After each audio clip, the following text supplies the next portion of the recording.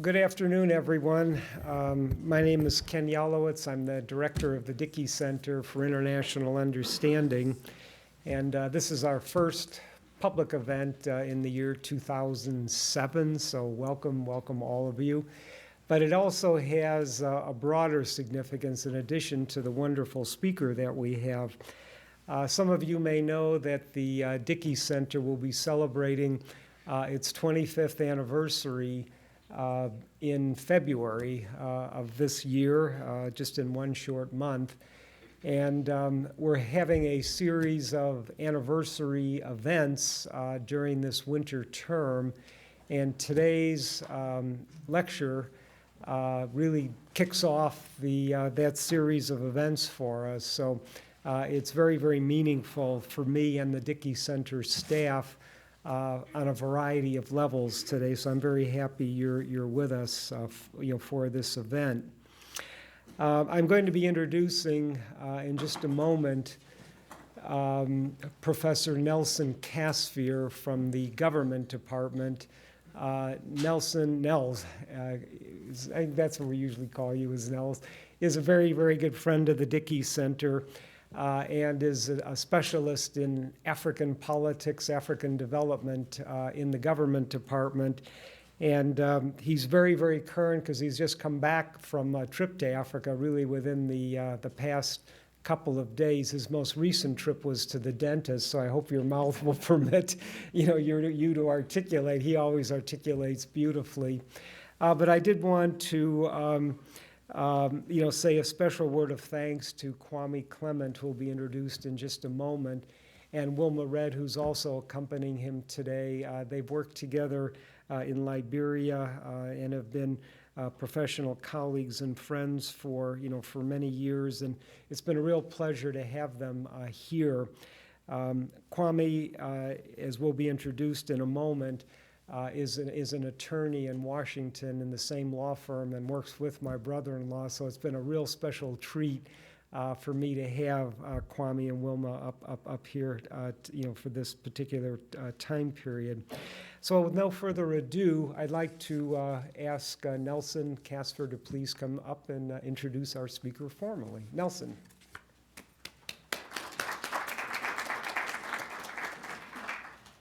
You can save that applause for our speaker, but I'm just so pleased to have the chance to introduce Kwame Clement to speak this afternoon about Liberia, its history, its current state of affairs, and its future prospects. I don't know whether Ambassador Yalowitz realizes how clever he was in scheduling this event for today, the 16th of January. Because it is the first anniversary of the inauguration of President Ellen Johnson Sirleaf, the new president of Liberia.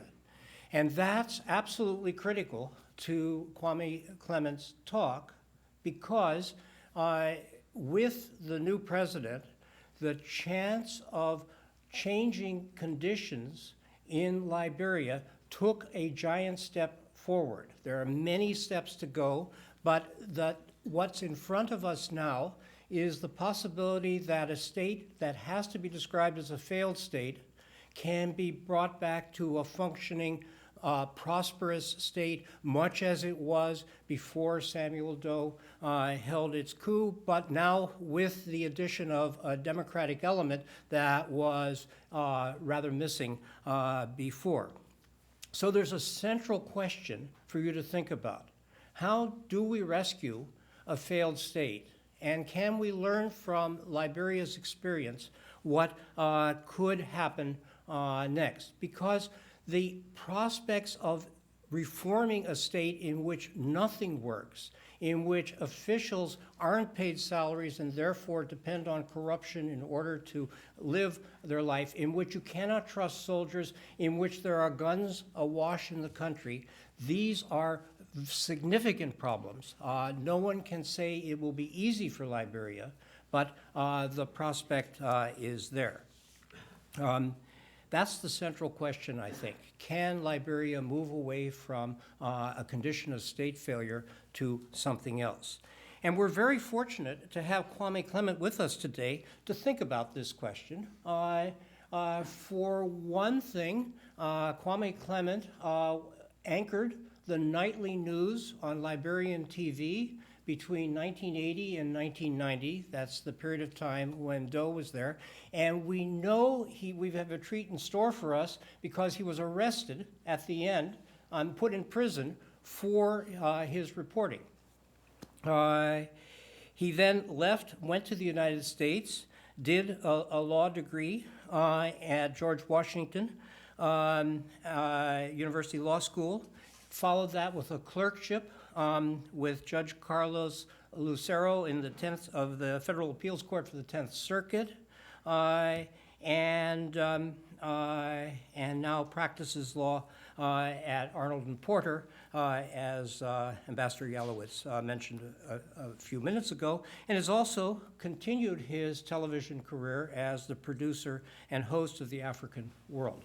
Kwame, I should say one other thing. The connection of Liberia and the celebrations of Martin Luther King week this week. Those of you who had the chance to hear the quite remarkable speech that Harry Belafonte gave last night will notice that he connected justice in Africa and justice in America as part of a problem of the world. So we have a connection here with a talk on Liberia to think again about what Harry Belafonte was suggesting. The talk is sponsored, as you know, by the John Sloan Dickey Center for International Understanding and kicks off its 25th anniversary celebration. Kwame, thank you so much for coming.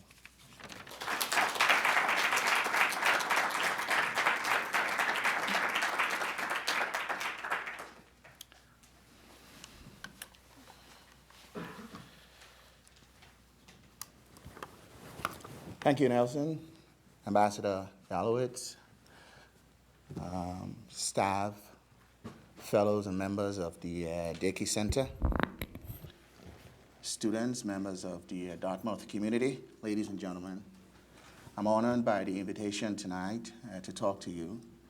I'm particularly gratified that you will find the time to listen to me talk about Liberia when there are other matters, given the news of the day, worthy of your attention. As you know, and as I will try to establish tonight, there is a strong cultural and historical relationship between Liberia and the United States. Liberians often have the tendency, when they meet individual Americans, to talk at length about that relationship. And if that Liberian wants to curry some favor from you, he talks even longer about the relationship, emphasizes how strong it is. Being a typical Liberian, as I prepared for tonight, I thought about how I would curry some favor, at least some goodwill from you for the duration of my presentation by establishing some connection, not only between Liberia and the United States, but between Liberia and Dartmouth. And I found one in a person who's essential to what Dartmouth is today as a private institution, an alumnus, a great alumnus of this college, the great American statesman, Secretary of State to 3 presidents, Senator, Congressman, Daniel Webster. As you may know, as common knowledge on this campus, Webster, through the force of his briefing and oral argument in the case Dartmouth v. Woodward, a landmark Supreme Court case involving the contract clause, convinced the court to reject the argument by New Hampshire that as successor to King George III, who had chartered Dartmouth, it had the right to take over the institution and make it a state college. So what's the connection between Webster, this great son of Dartmouth, and Liberia? Well, just as it can be said that Webster, through his work on the Dartmouth case, ensured the existence of Dartmouth as we know it today, so too it can be said that Webster played an important role in the creation of Liberia. He was a member, a founding member. Indeed, he was present at the founding meeting of the American Colonization Society, an organization whose members conceived of the idea of purchasing land in Liberia or in Africa, what is known today as Liberia, to repatriate freed slaves to build a country for themselves. In fact, he was a vice president, Webster that is, of that organization from 1833 to 1841. The other men present at that historic meeting, that founding meeting of the American Colonization Society, held on December 21st, 1816 at the Davis Hotel in Washington, were men who, like Webster, made up the A-list of the American political establishment of the time. Two future presidents, Andrew Jackson, James Monroe, both of whom were accomplished politicians in their own right at the moment, were present at that meeting. Monroe would in fact become president the very next year, 1817. Also present at that meeting, Bushrod Washington, nephew of George Washington, then a sitting Associate Justice of the United States Supreme Court. So too was Francis Scott Key, an important Washington, D.C. personality, better known for being the author of the Star-Spangled Banner. Another person present at that meeting was very much like Webster. He was also a Secretary of State, Senator, Congressman, and like Webster, used his great oratorical skills to find a compromise to the slavery question. He was Henry Clay of Kentucky. I suppose you will agree with me that of the two men, Clay and Webster, Webster was perhaps the better orator. In that famous case, his closing argument was said to be so moving, particularly when he uttered that famous line, "It is a small college," talking about Dartmouth, but there are yet those who still love it. It's said to have brought tears to the eyes of Chief Justice John Marshall. But I digress there, still trying to win some favor from you. But talking about the brilliance of Webster's argument bringing tears to the eyes of Chief Justice Marshall, Marshall too, although not present at that founding meeting of the American Colonization Society, was an early supporter of the organization and an early member. So too was Thomas Jefferson. These were the men, the leading lights of the American political establishment at the time, behind the founding of Liberia. Some of them were slaveholders. They were all driven by a variety of reasons for wanting to see blacks repatriated to Africa to form a home for themselves. But for men like Clay and Webster, the motivation was a true compassion for blacks, a good faith belief, maybe in retrospect, given the progress in race relations, an ill-founded belief, but at the time a good faith belief, that blacks could never be the equals of white as long as they remain in the United States. And it was better for them to go to Africa and form a country for themselves. The American Colonization Society that Webster and Clay founded to achieve this goal was buffeted by criticisms on all sides. The organization had some abolitionist supporters, but many abolitionists saw it as an easy way, a way to find an easy answer to the slavery question without getting to the root of the problems. Those on the pro-slavery front wanted nothing to do with an organization purporting to help blacks. But Webster, Clay, Monroe persevered, worked hard. Finally, in 1819, Congress appropriated $100,000. Pretty good money for those days. And of course, they had friends in high places. By now, Monroe was president. But Congress appropriated $100,000 to help fund this effort to repatriate blacks back to Africa. And in January 1820, the first set of free blacks left the United States on board a ship from New York for what is today Liberia. The free slaves on board that boat, or that ship, called the Elizabeth, what Liberians like to call their version of the Mayflower, carried with them the hope, the dream of building a country where they could be free from the deprivation of rights they had suffered in the United States. A country that could be a refuge for blacks from all over the world to live in freedom and dignity. For many, many years, that dream thrived and lived. Sure, it dimmed and waned at times, but it was a strong dream. And Liberia stood astride the world stage as the lone republic in Africa, a founding member of the United Nations, signatory to the Charter of the League of Nations, ally of the United States in the Two World War, an early supporter of the independence movement all across Africa. A country, according to the United Nations report, that by the 1960s was on par with some countries in Europe and in Asia. However, about 160 years to the date those first free slaves landed in Liberia, the dream was shattered. It literally turned into a nightmare. When in the early morning hours of April 12, 1980, a group of soldiers stormed the presidential palace, killed the president, and subsequently executed 13 of his closest associates, members of the cabinet, the foreign minister, and the justice minister, leaders of the legislature, the president pro tempore of the Senate, the speaker of the House, leaders of the judiciary, the chief justice, all among that 13. The top echelon of the country's leadership wiped out in one blow.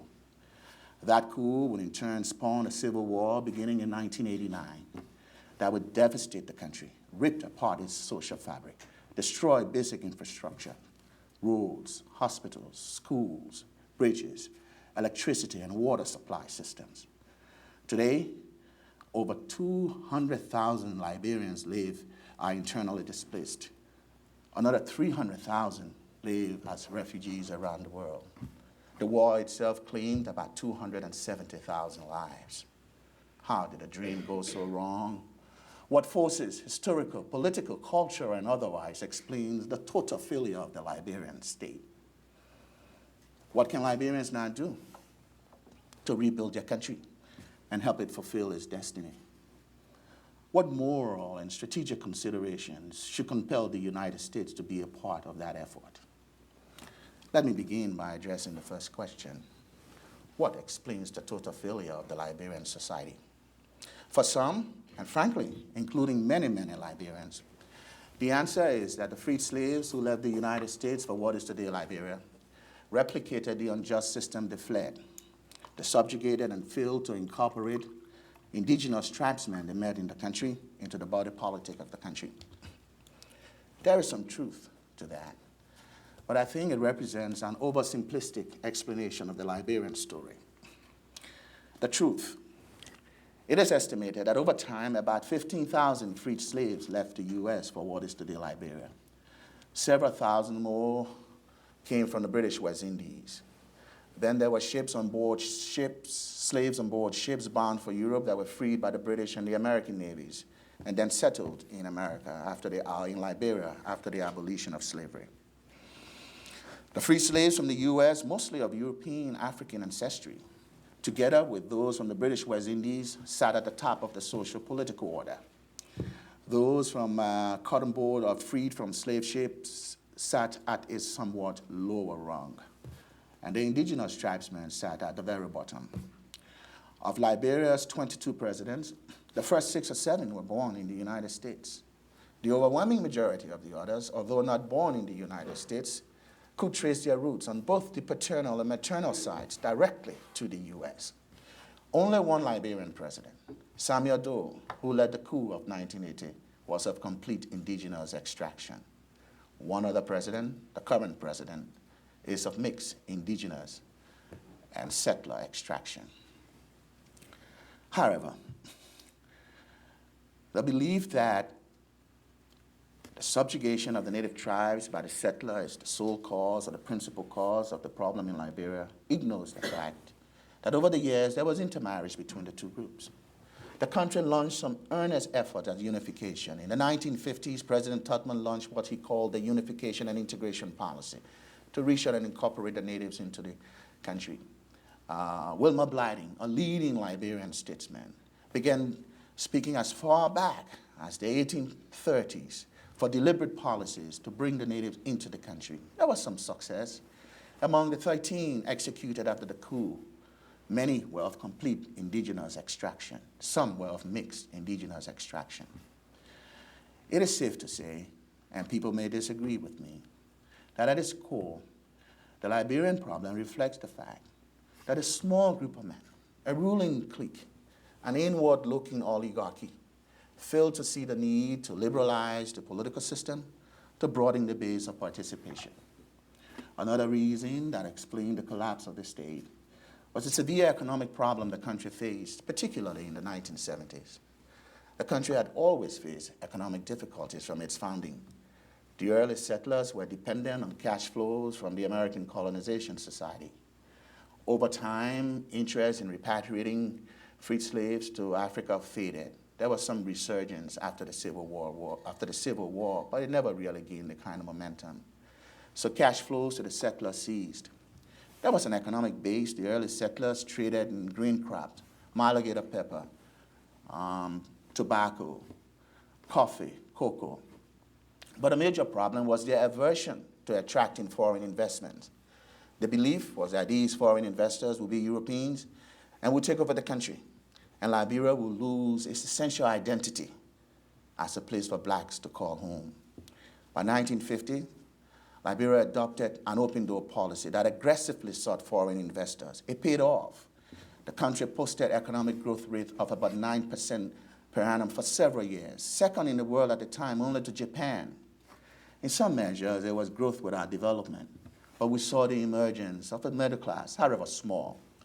By the 1970s, the economy began contracting significantly. To deal with this problem, the government instituted a series of austerity measures. This coincided with another significant point in Liberian history: the return to Liberia of a lot of young Liberians who had come to the United States for school.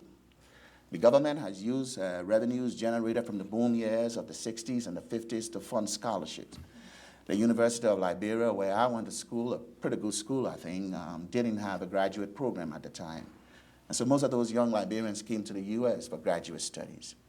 They returned back in the 1970s, exposed to ideals of American democracy, and began challenging the system. They formed opposition groups, political parties, opposing the ruling party, the True Whig Party, supposedly patterned itself after the Whigs. Given the track record, I don't think Webster or Clay, who were true Whigs, would have been proud of them. But the True Whig Party had essentially been a one-party state, not used to opposition. And here come these young revolutionary Liberians. And significantly, most of these young Liberians were of settler extraction. They began challenging the system, calling for political reform. As the government tried to deal with the austerity measure by imposing some difficult economic restraints, one of them was to lift the subsidies on the price of rice. Rice is a Liberian staple. It had always been subsidized. When the government proposed to withdraw the subsidy, which would have resulted in a doubling of the price of rice, the opposition saw their moment and pounced. They called for a demonstration to protest the rice increase. The government, not used to being challenged, panicked, ordered the demonstration banned. The demonstration went ahead. Security forces opened fire, killed several demonstrators. That exposed deep fissures in the Liberian society. Exactly 1 year, or almost 1 year to the date of that demonstration. The demonstration was held April 14, 1979. On April 12, 1980, the coup leader struck and toppled the government. Mr. Doe ruled for several years brutally, and a civil war against him ensued, started by a small armed incursion led by one of his former colleagues, Charles Taylor. Elections were held in 1997 that brought Taylor to power, but he was just as brutal in his rule as Doe. So a civil war ensued against him. In 2003, as rebel forces neared Monrovia, President Bush called on Mr. Taylor to step down. The United States had just invaded Iraq and toppled Saddam Hussein. Mr. Taylor got the message and left. Elections were held in 2003 that brought Ellen Johnson Sirleaf to power. And that brings us to today, where we are. Mrs. Sirleaf is competent. She's got a degree in accounting from the University in Colorado. She got a master's from Harvard. She's worked as Assistant Secretary General of the United Nations. She was a former finance minister in the government of Talbot, who was toppled by Doe. She's been a strong opponent. She was a strong opponent of Doe. She was jailed twice. One of my claims to fame is that when she was jailed the second time, I occupied a cell not too far from her. I have been jailed too, as Nelson stated, because of my reporting as a journalist. She means well. She has the country's interests at heart. But the challenges she faces are daunting. Infant mortality rate in Liberia is about 20%. 200 out of every 1,000 births before the age of 5. Maternal mortality rate is about 1%. Poverty level, 76% of the population. This is a country that by the 1960s, according to UNDP report, was on par with some countries in Europe and many countries in Asia. There's no water, no public water supply, no pipe-borne water, virtually no electricity. The economy has ground to a halt. What can Liberians do to solve the problems they face and rescue their country? What can the U.S. do to be part of that process? Let me first look at the second question. What can the U.S. do? And in that connection, I like to look at it broadly within the context of U.S.-Africa policy and the need to rethink that policy to deal with changing realities on the ground, and then why Liberia should be the starting point for the new U.S. effort in Africa. And I want to use as a starting point for my discussion a recent publication by the Council on Foreign Relations, More Than Humanitarianism, a U.S. strategic approach towards Africa. And the basic theme of that is that U.S. policy to Africa often perceives of Africa as a charity case, a place for humanitarian concern.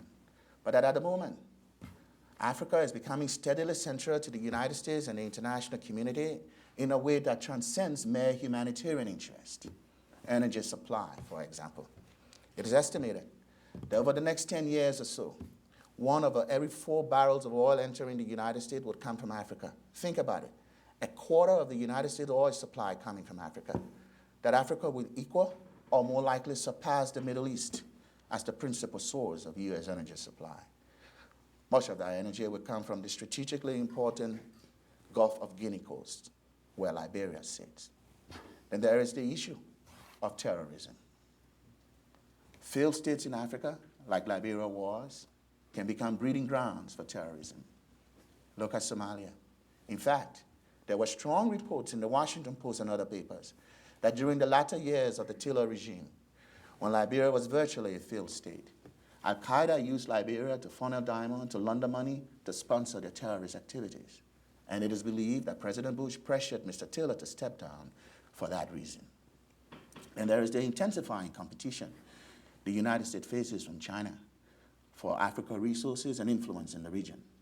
From Angola in the southwest to Sudan, smacked in the heart of the continent, China cuts a wide swath of influence, building roads and bridges, entering all deals. It is in Africa's interest for there to be competition between China and the rest of the world for Africa's resources. But there is no competition from the U.S. with China. And in the absence of competition from the U.S. with China, China will have no pressure to pursue those policies that are in Africa's long-term interest, policies that represent American ideals, respect for the democratic process, transparency in government, and respect for human rights. So, how can the U.S. then deal with these new realities? There are several recommendations. For one, to the extent there is a necessary military component, and there often is, to the war against terrorism, it should be complemented by a set of political, public diplomacy, and economic programs. And talking about economic programs, under the Bush administration, there was launched something called the Millennium Challenge Account that was meant to reward African countries for meeting certain benchmarks, achieving transparency in government, reforming the public sectors. Several African countries have received money under that program, but Congress recently cut back funding for the MCA. It's something that needs to be looked at. There is the African Growth and Opportunity Act that was meant to encourage trade between the United States and Africa as a way of fostering African development by lowering tariffs on goods coming from Africa. Congress has cut back on significant portions of the act, remaining increased tariffs on goods coming from Africa.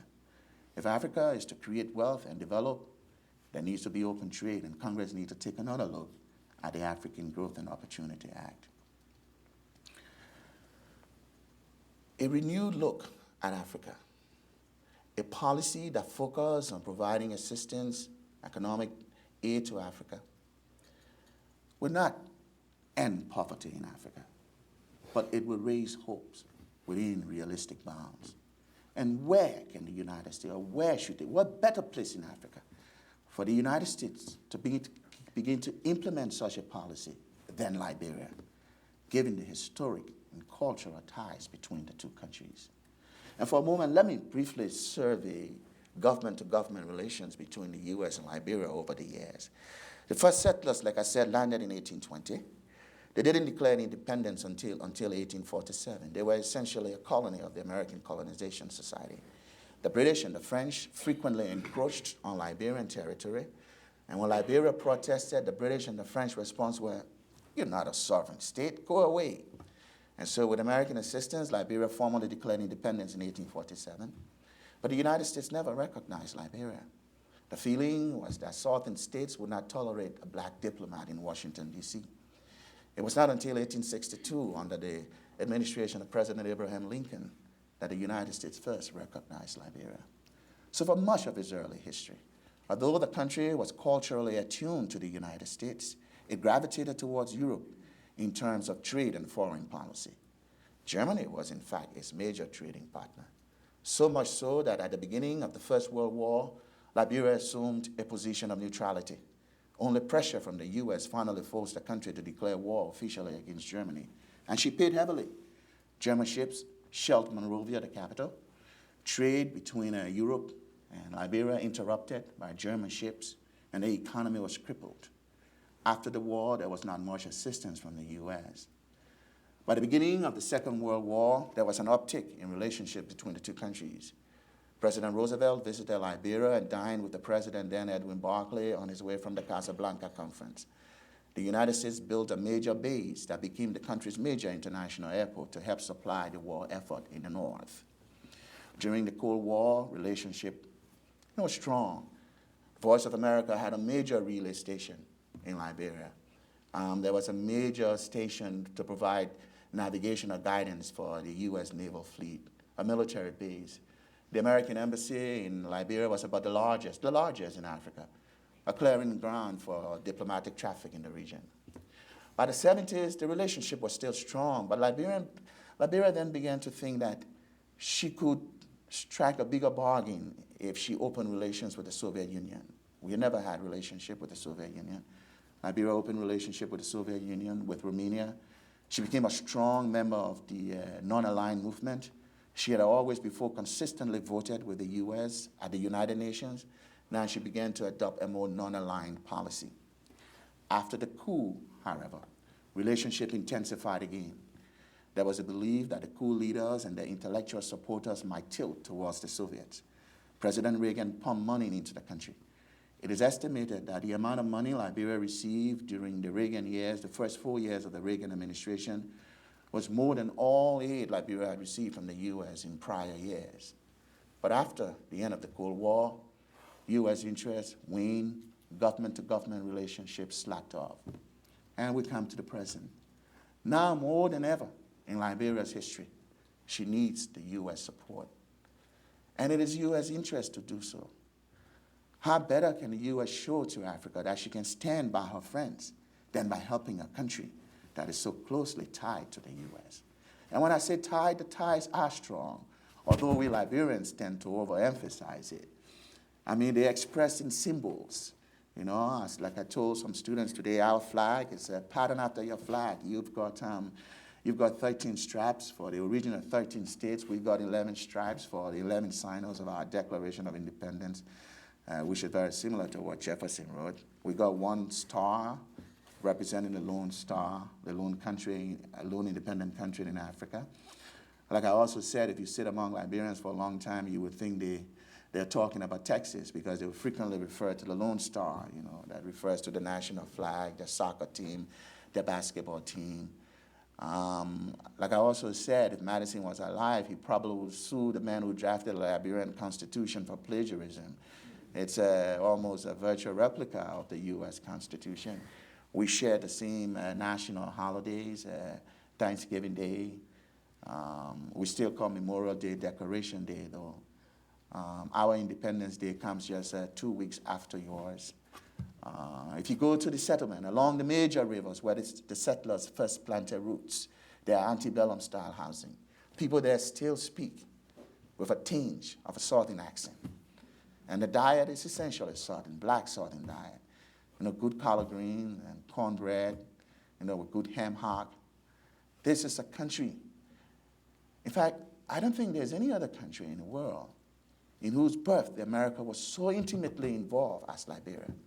There are few countries in the world, Britain, Canada maybe, that can claim the kind of close connection, cultural and historical, that Liberia claims with the U.S. And so the U.S. can make a statement to the rest of Africa by stepping up to the plate and helping Liberia in this hour of crisis. Ultimately, though, Liberians must solve their problem. The U.S. and the rest of the world can provide help, but it is Liberia's problems that Liberians must solve. And I believe there are a couple of, at least 3, 4 broad policy goals, initiatives that the country must take. First, there must be a reform of the judiciary to ensure the predictable application of the law, respect for the sanctity of contracts and legitimately acquired property rights, which are very necessary to attract the foreign investors the country so desperately needs. Freedom of the press. Allow a fervent, strong press to shine, as it were, the bright sun rays of open, fair, probing journalism as a disinfectant on the processes of government. Also, given the inequalities that produce the Liberian problem, we must work hard to make sure that political and economic opportunities are open to all. Finally, and perhaps more important, we Liberians must resist the temptation to resort to violence to change the system. It doesn't produce dividends in the long run. It plants seeds of enmity that span generations, and it produces huge social and economic dislocations. And to do so, we must, as President Kennedy said, resist the temptation to fix the blame or to claim the victory for the past, and focus really on trying to fix the course of our future. And if Liberians can do so, if they can work with their international partners to truly build a new country, they will give meaning to the words of an old Liberian national song, whose lyrics at once look to the country's past and its future. It says, back in 1820, from far, far across the sea, there came a ship of pioneers seeking liberty. They founded Liberia, sweet land of liberty. Oh, long may it live. Thank you. Thank you very much.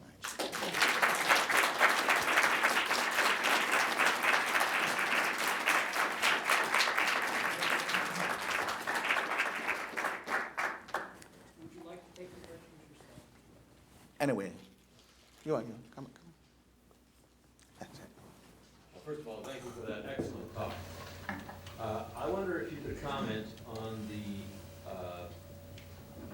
likely disposition of the American Congress now that it's in the hands of the Democrats, and with a large number of very powerful African Americans in key committee positions, whether that development will mean that the United States will be more favorably disposed, in your view, to helping Liberia than it was in the past. For a long time, there was a perception, perhaps grounded in fact, that Democratic administrations and a democratically controlled Congress tended to be more open towards assisting Africa and Liberia. I think that has changed over the years. We've seen strong bipartisan support for Africa. I mean, the African Growth and Opportunity Act was passed by bipartisan support, first under President Clinton and then renewed by President Bush. A conservative Republican congressman, Samuel Brownback from Kansas, has been in the forefront of pushing initiatives to help Africa. So I don't think the mere fact that the Congress is controlled by a Democrat will necessarily warrant or result in a change of policy towards Africa or the degree to which the U.S. is willing to help Africa. Sure, the fact that somebody like Donald Payne, who would now head the African Committee, a black from New Jersey, would be heading the committee, means that he's always been a strong voice for Africa. Now that he has a leadership position, because his party is in the majority, could translate into some substantial gains. But I think at the end of the day, it's better for Africa to generate strong bipartisan support for programs to help the country. It would ensure the continuity of those programs. It would ensure that those programs are larger, that those programs have larger impact on the ground. Yeah. Yeah. The New York Times on Sunday edition in the magazine had an article by a teenage young man from Sierra Leone who had been a child soldier.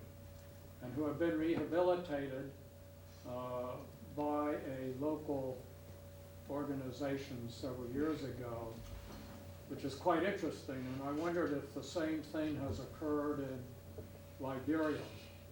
Oh, yeah. Particularly under Taylor. He used child soldiers to fight his war. And a major problem the country faces is reintegrating those child soldiers back into society. It is a serious problem. You have a 15,000 strong peacekeeping UN force in the country. If they pull out, things could go haywire. Former child combatants, who are in the bush, could come back and cause trouble. So it's necessary for serious policies to be put in place to train them, provide them skills, and work at reintegrating them into society. There's some NGOs who are working on that, but it is not a concerted effort as I would like, because the government is not really involved. The government, frankly, is lacking in resources to do that, but it's something that seriously needs to be looked at. As down the road, they could come back and cause serious trouble in the country. Yeah. Associated question, you said earlier, as I understood it, that the Liberia's infrastructure was virtually destroyed during the Civil War. Did that include all the medical facilities as well? Oh, many, many. There's a Catholic hospital in Monrovia that still is in good shape. A couple of entrepreneurs built little clinics here and there. Yeah, but the major government hospitals, the John F. Kennedy Medical Center, that tells you something about Liberia. We name everything after, we got a John F. Kennedy Medical Center. We've got a Monrovia named after President Monroe. What else we got, Walmer? We got Buchanan named after James Buchanan. But anyway, the John F. Kennedy Medical Center, which was the major hospital in Monrovia, hard lacking in equipment, looted, and the government is working to rebuild it and looking for money to buy basic medical equipment. I beg your pardon?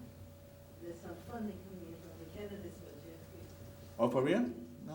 Well, my colleague has just told me that there's some funding coming from the Kennedy family for JFK, which is good news.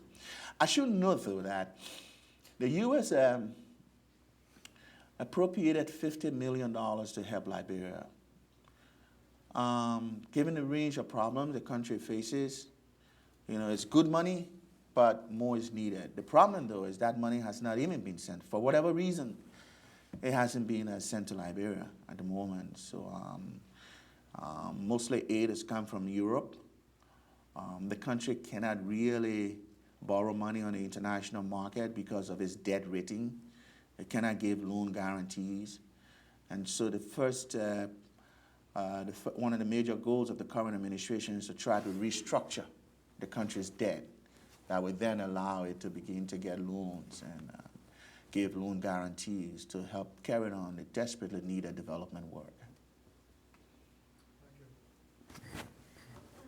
This is kind of a more personal question, and you can answer parts of it or not if you want. But I'm wondering about, you mentioned earlier that you have children, and I'm wondering, I'm assuming that they were born in the States, I think they're young, and I wonder how you tell them about Liberia and when they're our age or college age or a little older, will you encourage them to go back to Liberia and what to do? And, Oh, you bet.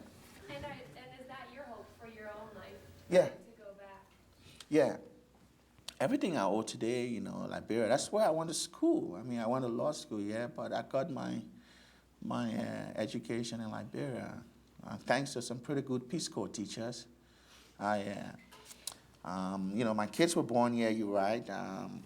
When we fled Liberia and came to the States, my wife came pregnant, and we had our first son on January 1st, 1991.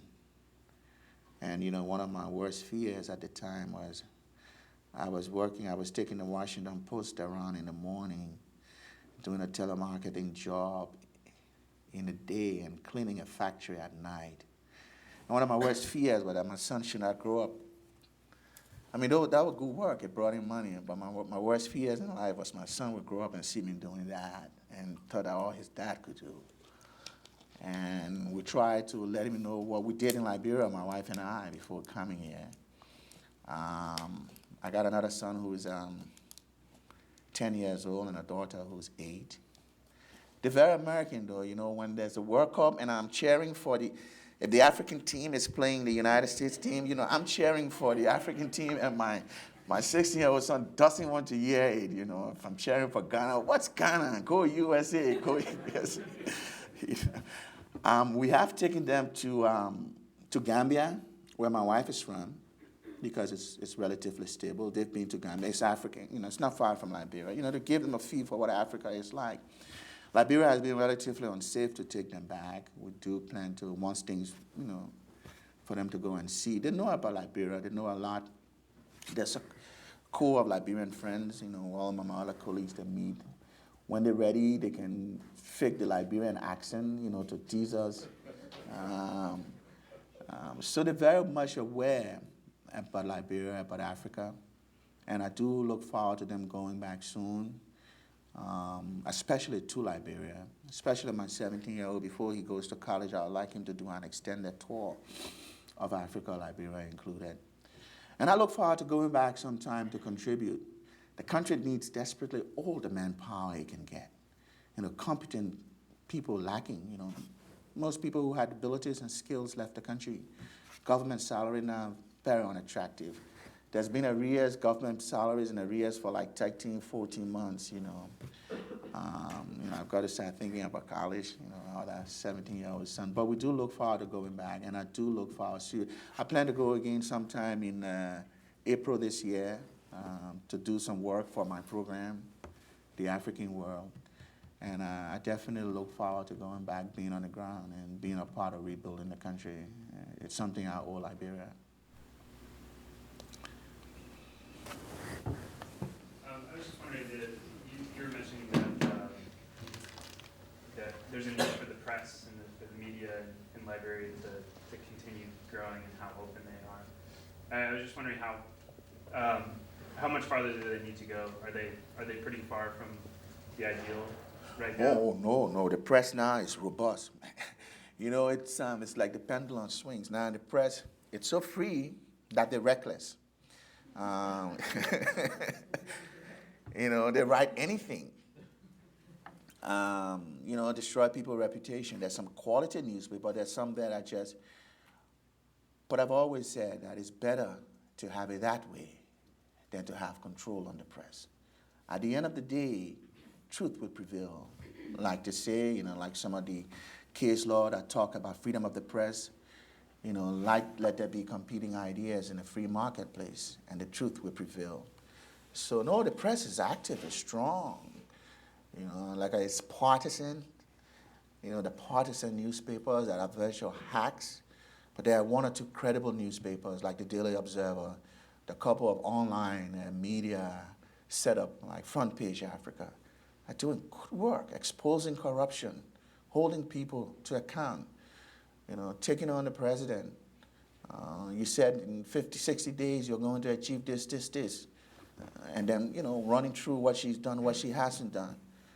And I think all points to a pretty good future for the press. You know, I don't think Liberians, frankly, will tolerate, you know, any attempt by the government to suppress the press.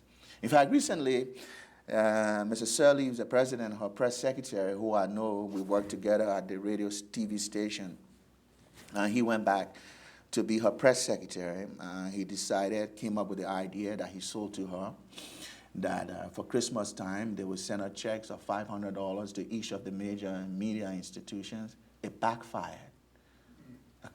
Several of the media institutions returned the money and made it public. So that's good news. A follow-up question on that one. You mentioned rule of law as one of your priorities. What progress is the government making in that area? They've appointed some new people to the court. Before Mr. Sirleaf took power, there was an interim government in place for 2 years, and they appointed people to the court. she had the option of leaving them there or appointing her own people. She chose to appoint her own people, and they're generally competent people. But it's going to take a long time, you know. Judges are not, a lot of judges there are not really skilled. There's still a lot of bribery, frankly. It doesn't depend on how well you argue the case or the strength of your case. It's how much you can slip into the judge's hands. So that'll be a couple of things. You've got to increase judges' salaries. You've got to train people properly. Part of the condition for the government to get money from the international community is that she will put into place something called GMAP. What does GMAP mean? You know? But it's some program where there's an international counterpart in the major ministries, particularly where revenue is being generated. You know, you have the Liberian who's minister, and you have this international civil servant. And so he's like a check to make sure that the money doesn't go into private pockets. Another thing is the judiciary. There was serious plan to bring in judges from Ghana, Nigeria, who are better trained and skilled, to help train the local judges, to improve salary, and to look at total reform of the judicial system. But there would be some work to do. But that's what I meant by the predictable application of the law. Because if you're not sure the law is going to be applied this way or going to be applied only one way because you can bribe the judge, you're not going to attract investors to sign contracts, multi-million-dollar contract, knowing that they could probably go to court and lose not on the merits, but on who can pay the judge better or more money. So there's a lot of work to be done on that front. I'm trying to sell to Arnold and Porter the idea of sending some lawyers to Liberia pro bono for 2-3 week stints, to do some basic seminars, train judges, train lawyers, and hopefully I can convince them to do something like that. We'll see. Yes, ma'am. First of all, thank you for an absolutely fascinating talk about a country that I knew almost nothing about. In fact, nothing, I think. But you talked about press coverage and so on. What do you think about the West's coverage of Africa in the media? It seems to be generally extremely negative and very little of it. That's sort of the first part of the question. The second part is you talked about an online newspaper, because obviously here we can't buy an African newspaper usually, but we can certainly get online newspaper. Will that help to change that coverage? Mm-hmm. Well, you're right. Coverage of Africa in American media is at once sparing and unflattering.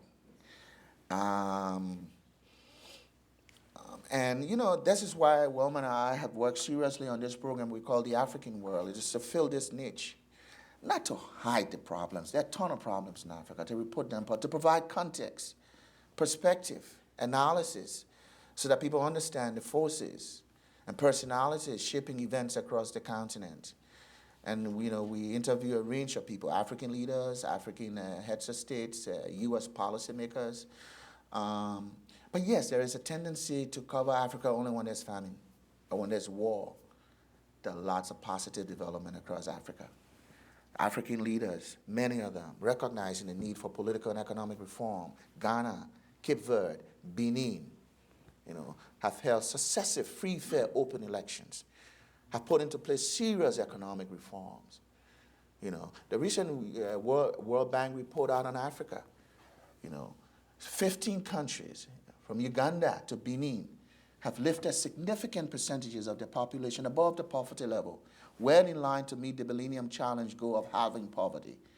Factory floor productivity in Africa, in the major performing countries, Ghana, Uganda, Botswana, you'd be surprised, beats China and India. Efficiency, productivity. This is the United Nations report on Africa, recently issued. It's on the United Nations website.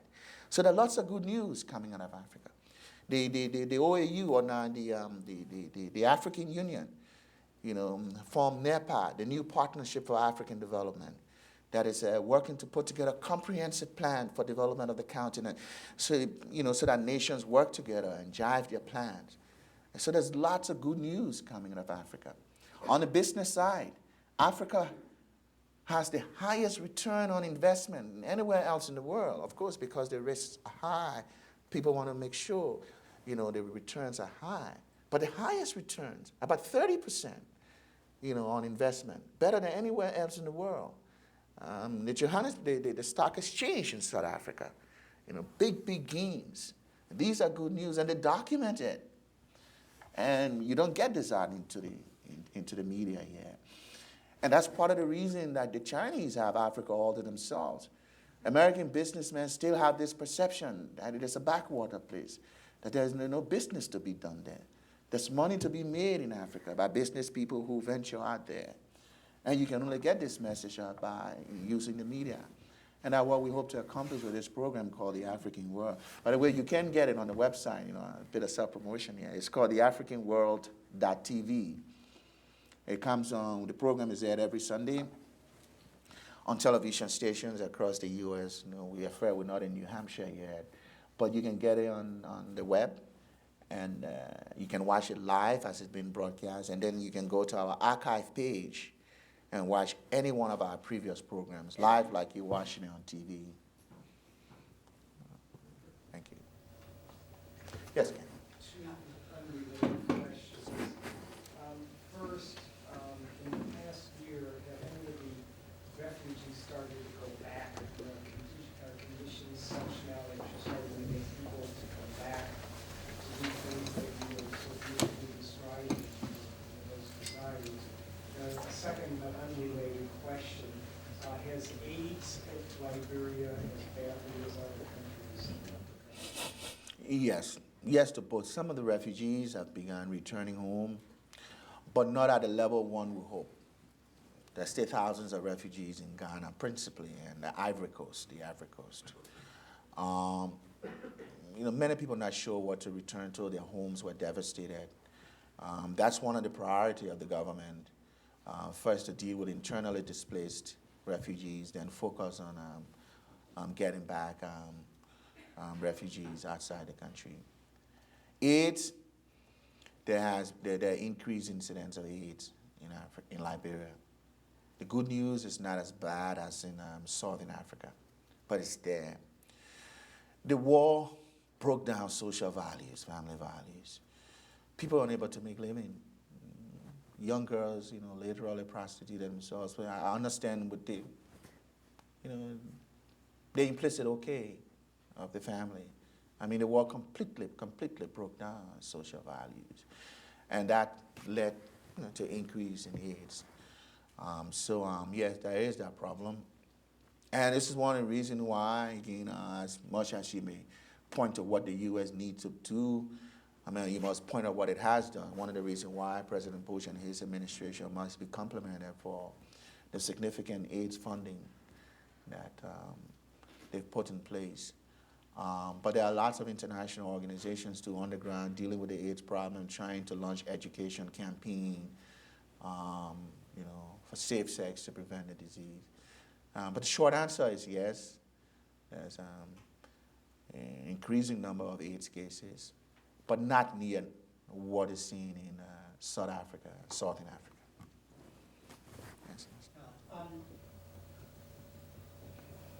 Charles Taylor is under indictment. He's in prison. And he's also an extremely wealthy man still. How long a shadow does he cast on Liberian politics now? He's still got his loyalists. Somebody just built a statue to him, or a monument to him. I understand, not on private property. He's still got his loyalists. The current Speaker of the House is a Taylor supporter. His ex-wife, who's still loyal to him, is a senator elected from one of the counties. But I don't think he poses much of a threat. I think his days are gone. He's in The Hague facing prosecution. Liberians want to move forward.